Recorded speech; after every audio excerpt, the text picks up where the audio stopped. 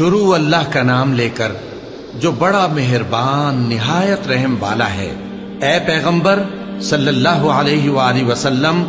لوگوں سے کہہ دو کہ میرے پاس وحی آئی ہے کہ جنوں کی ایک جماعت نے اس کتاب کو سنا تو کہنے لگے کہ ہم نے ایک عجیب قرآن سنا جو بھلائی کا رستہ بتاتا ہے، سو ہم اس پر ایمان لے آئے، اور ہم اپنے پروردگار کے ساتھ کسی کو شریک نہیں بنائیں گے، اور یہ کہ ہمارے پروردگار کی شان بہت بلند ہے،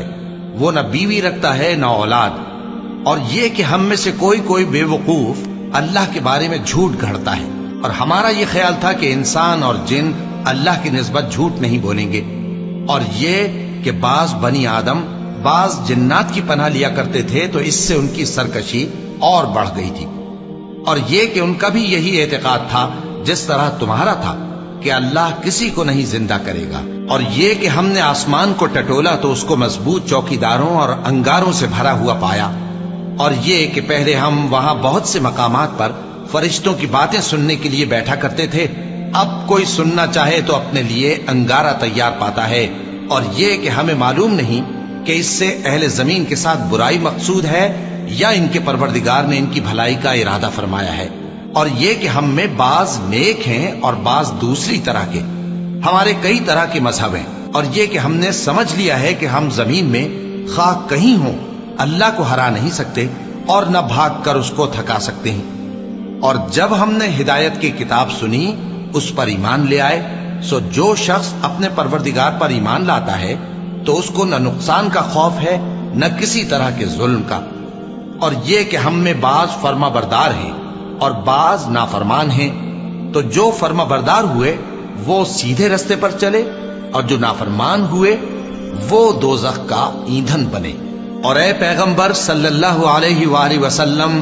یہ بھی ان سے کہہ دو کہ اگر یہ لوگ سیدھے رستے پر رہتے تو ہم ان کے پینے کو بہت سا پانی دیتے تاکہ اس سے ان کی آزمائش کریں، اور جو شخص اپنے پروردگار کی یاد سے منہ پھیرے گا وہ اس کو سخت عذاب میں داخل کرے گا، اور یہ کہ مسجدیں خاص اللہ کی ہیں تو اللہ کے ساتھ کسی اور کی عبادت نہ کرو، اور جب اللہ کے بندے یعنی یہ پیغمبر صلی اللہ علیہ وآلہ وسلم اس کی عبادت کو کھڑے ہوئے تو کافر ان کے گرد ہجوم کر لینے کو تھے۔ اے نبی صلی اللہ علیہ وآلہ وسلم، کہہ دو کہ میں تو اپنے پروردگار ہی کی عبادت کرتا ہوں اور کسی کو اس کا شریک نہیں بناتا، یہ بھی کہہ دو کہ میں تمہارے لیے نہ کسی نقصان کا اور نہ نفع کا کچھ اختیار رکھتا ہوں،